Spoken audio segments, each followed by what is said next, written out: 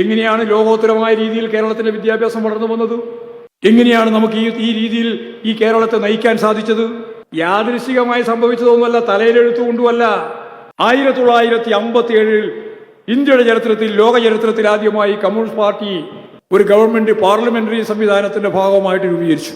Parliamentary സംവിധാനത്തിന്റെ ഭാഗമായി രൂപീകരിച്ച ആദ്യത്തെ കമ്മ്യൂണിസ്റ്റ് പാർട്ടി ഗവൺമെന്റ് ലോകത്തുണ്ടായത് കേരളത്തിലാണ്. അതുകൊണ്ടാണ് വിമോചന സമരത്തിന് അമേരിക്കൻ സാമ്രാജ്യത്തിന് പണം കിട്ടിയത്. വെറുതെ കിട്ടിയതല്ല. അമേരിക്കൻ സാമ്രാജ്യത്വത്തിന്റെ കൃത്യമായ അതിന്റെ കിതാബിൽ കേരളമുണ്ട്. ഇപ്പോഴല്ല, 57 അത് ഈ ഇടതുപക്ഷ ശക്തികളുടെ സ്വാധീനം വർദ്ധിച്ച് പാർലമെന്ററി വ്യവസ്ഥയിലൂടെ നമുക്ക് ജയിക്കാനാവുന്നു എന്നുള്ള ചിത്രം വന്നപ്പോഴാണ്. 1956 കമ്മ്യൂണിസ്റ്റ് പാർട്ടിയുടെ തൃശൂർ സമ്മേളനം, ജൂണിൽ ചേർന്ന തൃശൂർ സമ്മേളനം ഐക്യ കേരളം രൂപമെടുക്കുന്ന പശ്ചാത്തലത്തിൽ വരാൻ പോകുന്ന തെരഞ്ഞെടുപ്പിൽ എന്തെന്ത് നിലപാട് സ്വീകരിക്കണം എന്ന കൃത്യമായ നയം സ്വരൂപിച്ചു. ആ നയത്തെ അടിസ്ഥാനപ്പെടുത്തിയിട്ടാണ് വിദ്യാഭ്യാസവും കൃഷിയും ഉൾപ്പെടെയുള്ള ഉൽപാദന വിതരണ ഘടനയും എല്ലാം കൈകാര്യം ചെയ്യാൻ നമ്മൾ തീരുമാനിച്ചത്. അതാണ് പ്രകടന പത്രിക. കമ്മ്യൂണിസ്റ്റ് പാർട്ടി മാത്രമേ ഉള്ളൂ, പിന്നെ സ്വതന്ത്രന്മാരും. 57 VMSന്റെ ഗവൺമെന്റ് അധികാരത്തിൽ വന്നു. അതിനു മുമ്പ് നടത്തിയ ഐതിഹാസികമായ പോരാട്ടങ്ങളും സമരങ്ങളും എല്ലാം അതിന്റെ ഉൽപ്പന്നമായിട്ടാണ് ഗവൺമെന്റ്, അല്ല വെറുതെ ഗവൺമെന്റ് ഒന്നല്ല.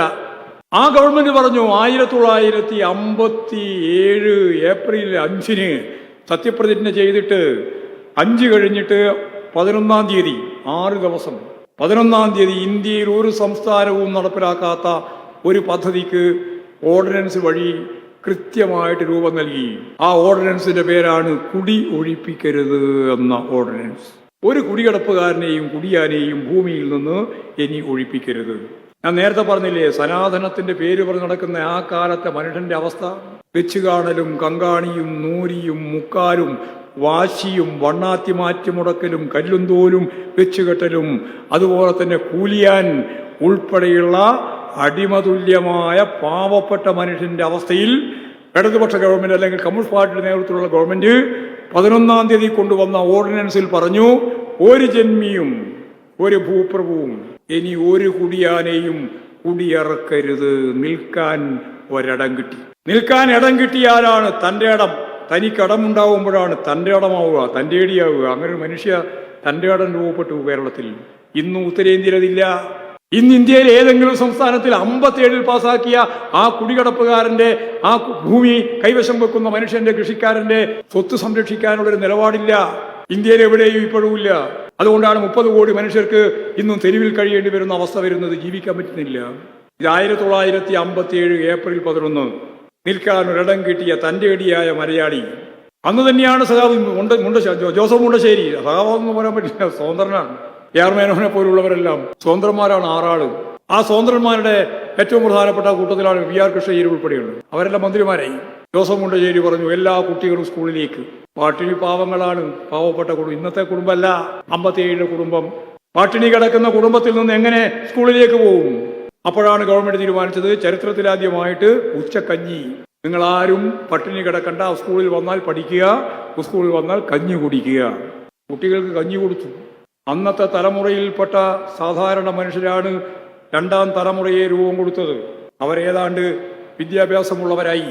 അവരുടെ മക്കളാണ് ഇപ്പോഴും 3-ാം തലമുറയിലുള്ളത്.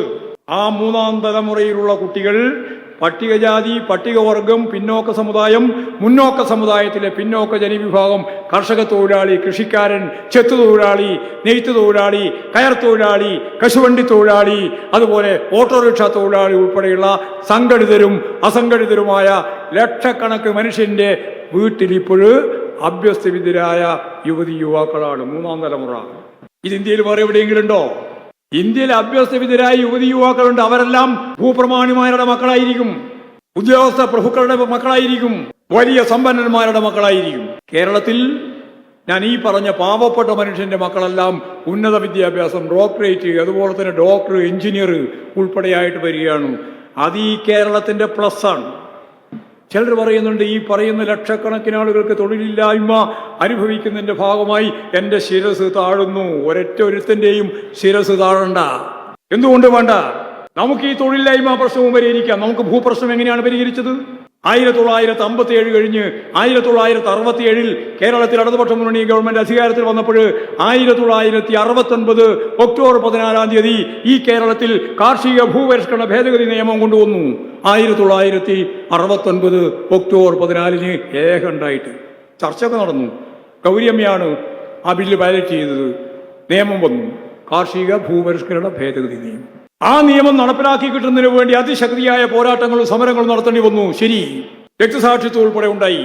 പക്ഷെ 1970 ഈ കേരളം പാർലമെന്ററി പ്രവർത്തനത്തിന്റെയും പാർലമെന്റേതര പ്രവർത്തനത്തിന്റെയും ഭാഗമായി എല്ലാം നടത്തിയ പോരാട്ടങ്ങളിലൂടെ, നിയമയുദ്ധങ്ങളിലൂടെ 36 ലക്ഷം കുടുംബങ്ങൾക്ക് സ്വന്തമായിട്ട് ഭൂമി കിട്ടി. 5 സെന്റ് മുതൽ 15 ഏക്കർ വരെ, 5 സെന്റ് മുതൽ 15 ഏക്കർ വരെ ഭൂമി ഈ കേരളത്തിൽ ലഭിച്ചു. ആ ലഭിച്ചതിന്റെ ഭാഗമായിട്ടാണ് കാർഷിക മേഖലയിൽ ഒരു വർഗം ഇല്ലാതായത്. ഇന്ത്യയിൽ എല്ലാ സ്ഥലത്തും ആ വർഗം ഇന്നും പ്രബലമാണ്. ഏതാ ഈ വർഗം?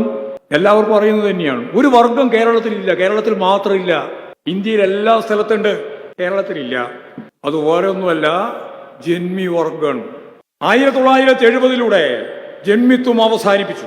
അതാണ് ബില്ല് കാർഷിക ഭൂപരിഷ്കരണ ഭേദഗതി നിയമം. ജന്മി എന്ന് പറയുന്ന ഒരു വർഗം തന്നെ കേരളത്തിൽ ഇപ്പോഴും ഈ പുതിയ തലമുറക്ക് അന്യമാണ്, അറിയില്ല. ആ വർഗത്തെ പറ്റി ഇപ്പോഴും യഥാർത്ഥത്തിൽ പുതിയ തലമുറക്ക് അറിയില്ല. ജന്മി പാട്ടവാക്കിയോ അല്ലെങ്കിൽ നിങ്ങൾ തന്നെ കമ്മ്യൂണിസ്റ്റാക്കിയോ കാണുമ്പോഴാണ് ജന്മിയെ മനസ്സിലാക്കുക. ഇമാതിരി ഒരു സാധനം ഉണ്ടോ എന്ന് തോന്നുക. കേരളം വെറുതെ മാറിയതല്ല എന്ന് ഞാൻ പറഞ്ഞതുകൊണ്ടാണ്. ഇന്ത്യയിൽ കേരളത്തിൽ അന്നുണ്ടായിരുന്ന ഭൂരിപക്ഷം കുടുംബങ്ങൾക്കും 5 സെന്റ് മുതൽ 15 ഏക്കർ വരെ ഭൂമി. ഭൂബന്ധത്തിൽ മൗലികമായ മാറ്റം. ഇടതുപക്ഷ ഗവൺമെന്റുകൾ അധികാരത്തിൽ വന്നാൽ കേവലമായ ആശ്വാസ നടപടികൾ ചെയ്യാൻ സാധിക്കുമെന്നാണ് സഖാ VMS ആദ്യം പറഞ്ഞത്. പിന്നീട് അത് മാറ്റി മൗലികമായ കാര്യങ്ങൾ നിർവഹിക്കാം.